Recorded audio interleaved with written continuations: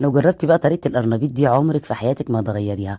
طعمه تحفة، وكمان طريقته سهلة جدا، وكل مقاديره موجودة عندك في البيت. أول حاجة كده أجيب قرنبيطة صغيرة خالص، هناخد منها 350 جرام. هغسل القرنبيط كويس جدا جدا عشان احنا هنبشره مش هنسلقه.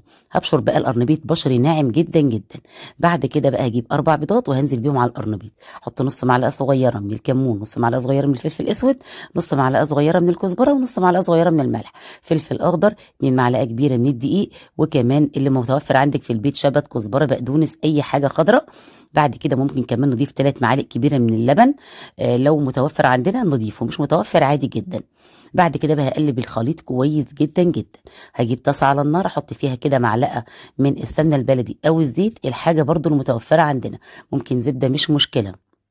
انا ضفت الخليط بتاع القرنبيط اللي عملته كله في الطاسه، عشان الطاسه دي كبيره شويه مقاسها 24. بعد كده بقى احمرها من الجهه الاولى، وبعد كده اقلبها في صينيه زي ما انتم شايفين، واحمرها من الجهه التانيه. وهغطيها بالغطا عشان القرنبيط يستوي كويس جدا زي ما انتم شايفين. شكله تحفه. وكمان هزينه كده بطماطم وبقدونس او كزبره. عايزه اقول لكم طعمه خطير. يلا جربوه، ما تنسوش بقى تكتبوا رايكم في الكومنتات. دمتم في رعايه الله.